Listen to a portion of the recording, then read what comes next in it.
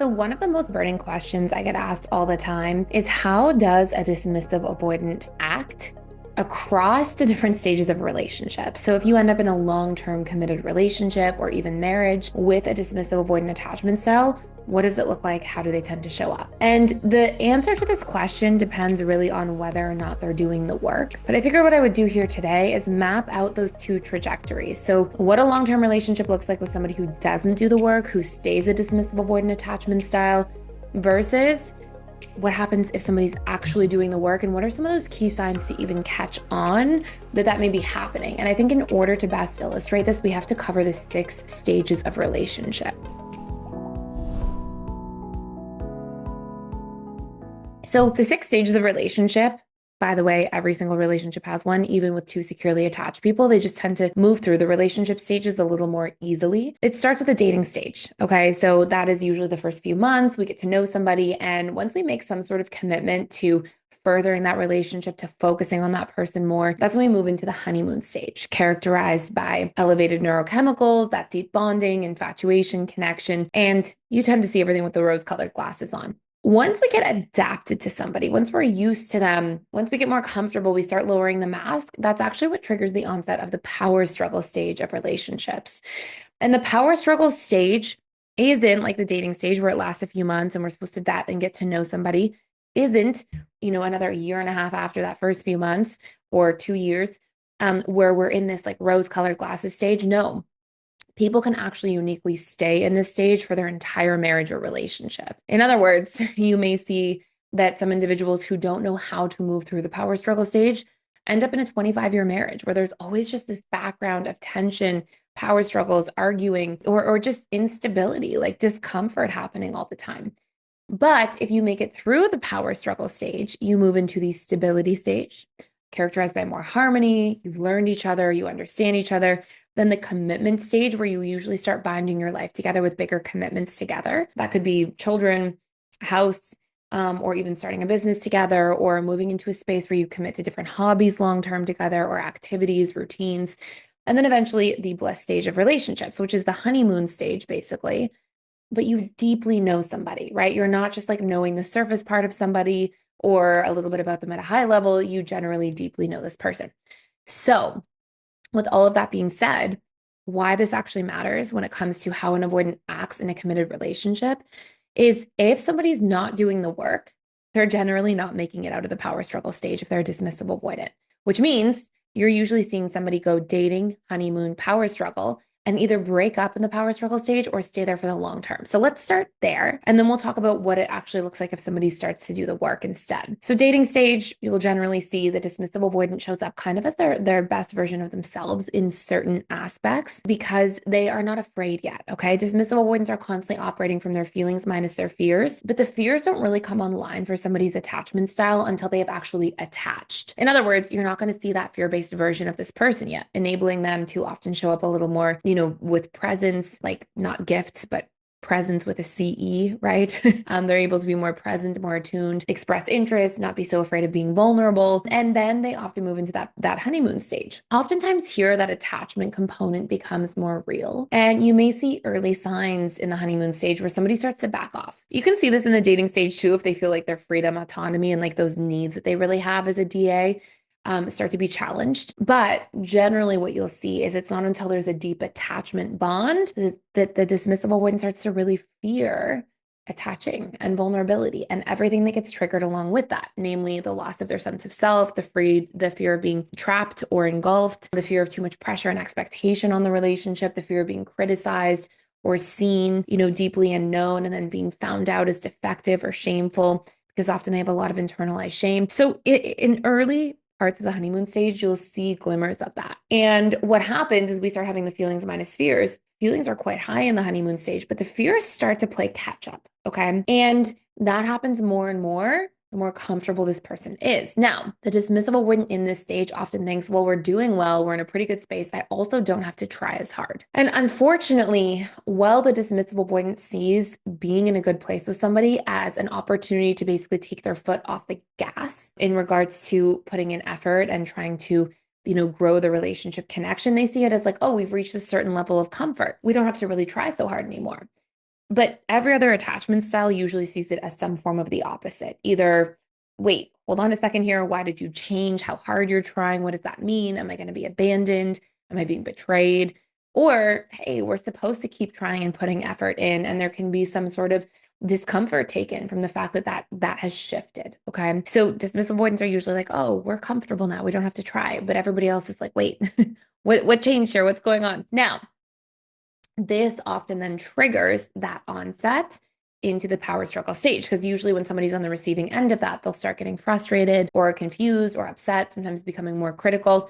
And this is where we usually enter into some sort of avoidant trap, where as soon as criticism is expressed in an unhealthy way, or criticism comes about, or as soon as the dismissive avoidant even perceives expectations or pressure, they often retreat more and more, go into their shell more and more, keep somebody at arm's length, yet often don't yet want to leave the connection until a little bit later into the power struggle stage. Usually they have some sort of, wait, I'm comfortable with you. I thought we were good. Why is this happening? They try to sort of ride it out, see if this will pass.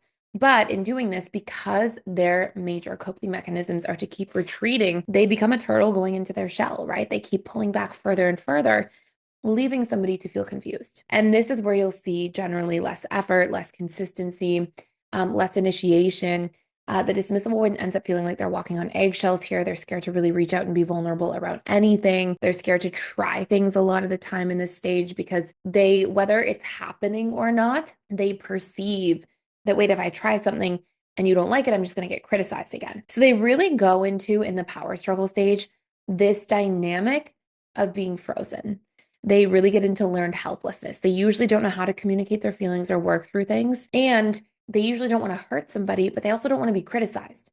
So they kind of just stay stuck. And that, to basically every other attachment style, is usually read as a lack of caring.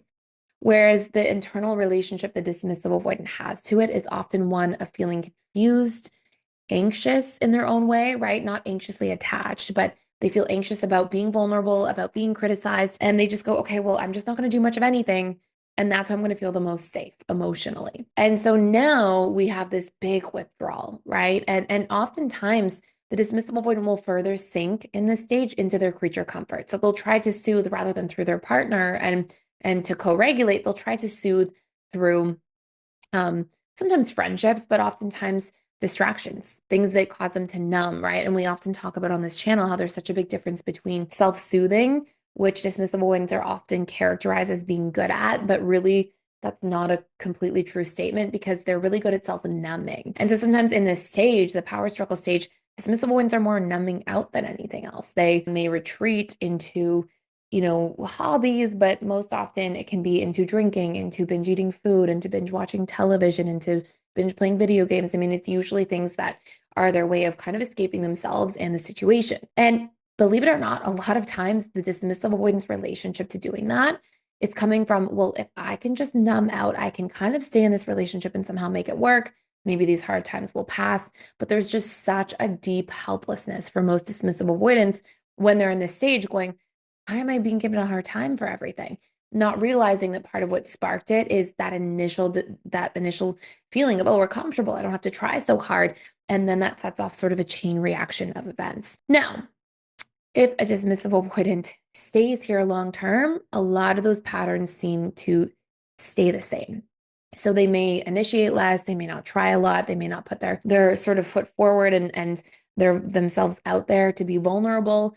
And so basically you're getting a long-term relationship with somebody who seems like they're halfway in and halfway out. And it's not necessarily like they're actually actively looking for other relationships or things like that, but usually it's that they're halfway in because they care, but they're halfway out because they're the turtle in their shell. They've retreated already. And it's not like they're necessary, and it can happen. Of course, it can happen that then somebody could cheat or things like that. But how it really starts off is that they're like, wait, I'm going to put my foot in the water, but I'm not going to go all the way in because I might get hurt. And so generally that's what causes the prolonged power struggle stage. And yes, couples can stay there forever for the whole course of a relationship. But a lot of the times the power struggle stage is ultimately where relationships break down and breakups happen.